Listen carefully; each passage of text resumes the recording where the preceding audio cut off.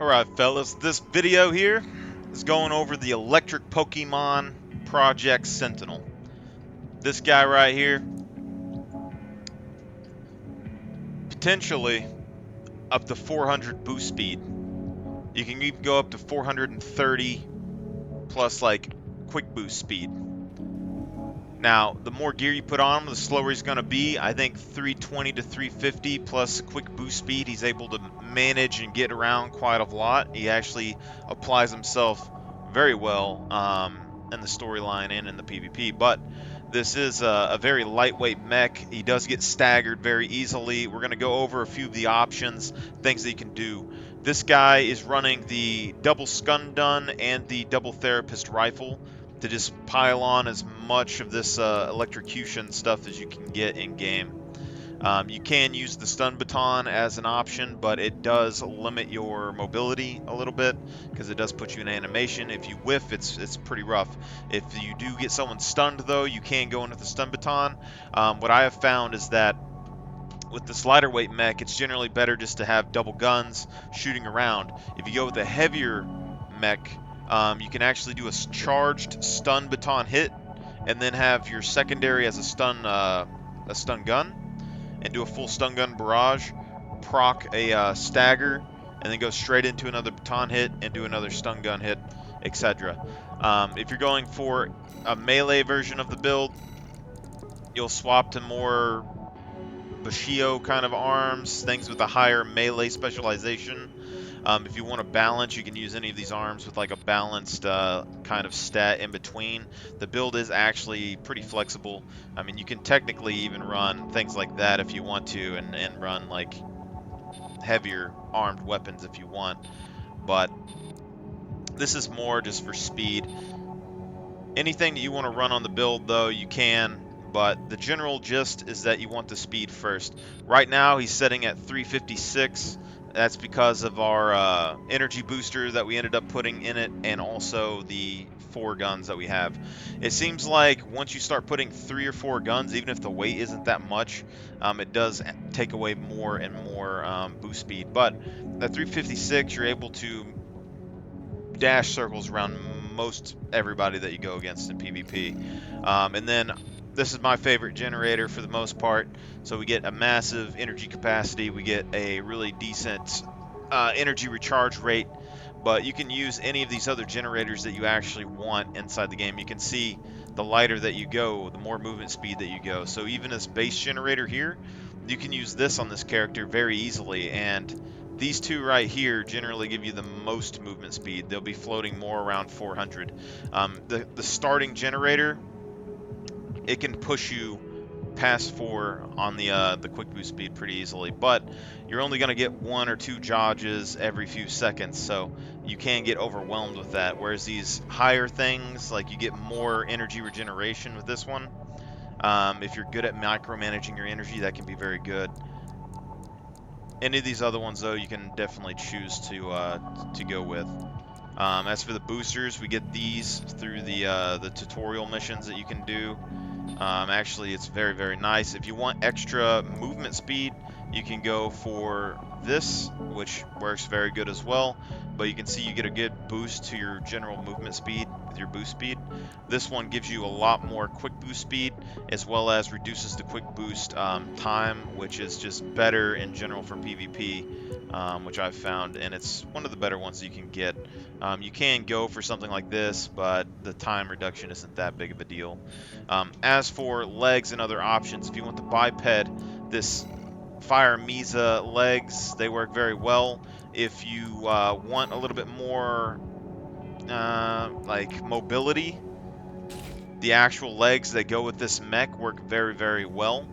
Because the good thing about these legs that you don't really see with the other ones, the jump distance is a lot lower than the other legs, as well as the lifting capacity.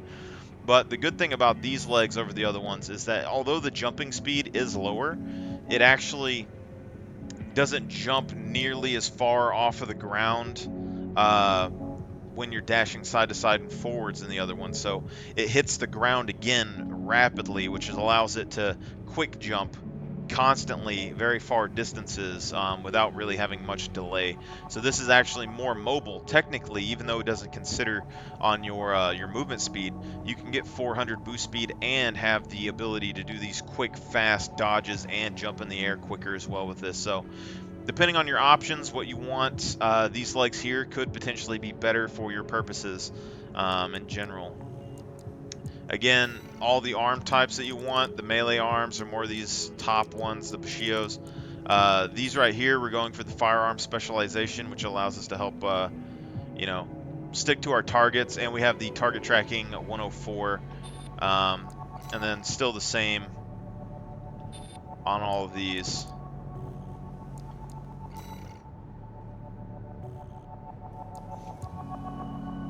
As for the head, this is the lightest weight head. This is what you can use in general if you want, but you do have options of other heads that you can run.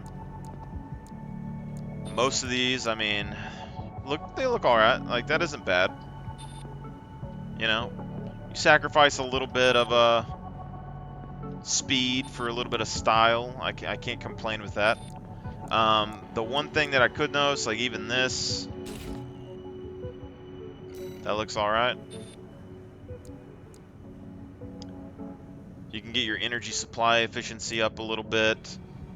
The one thing I will say though, and I could suggest, is this head here. So if you're doing like the storyline missions, this right here is going to give you a lot of scan distance because this head is just really good. The effective scan duration, the scan distance, everything's very, very solid on that helmet. So a lot of options for this that you can use. These two front guns, the therapists, you can charge them up to do a bigger AoE, and then the two stun guns recharge. But basically, the general gameplay of this is to shoot whatever gun that you have in your hand, and then swap to the other guns and start shooting those. Now, if you want to get even more tactical with this, you can swap out a stun gun or one of these front guns with a smoke screen and make it to where people can't target you. But overall, this mech is very flexible, and if you strip it down and start putting on these lighter weight components, the movement speed is going to boost from 350 up to 400. And as for an example of kind of how much uh, damage or whatnot that you can get off in PvP, just let me go and find my little thing that I did a second ago.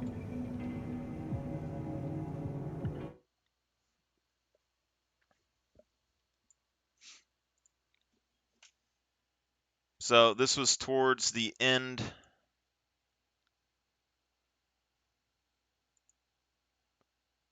I believe.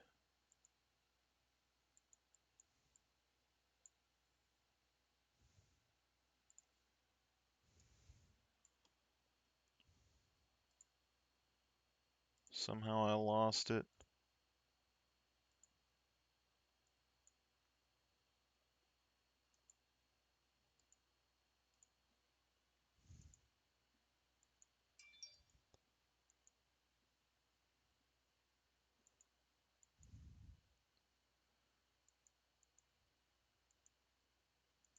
Any case, the last two PvP matches that we did, we had 750 points, and then we had, I think, 1,400 points on the second one. So it can do work. The one weak part with PvP is that you can get hit in the face with a shotgun.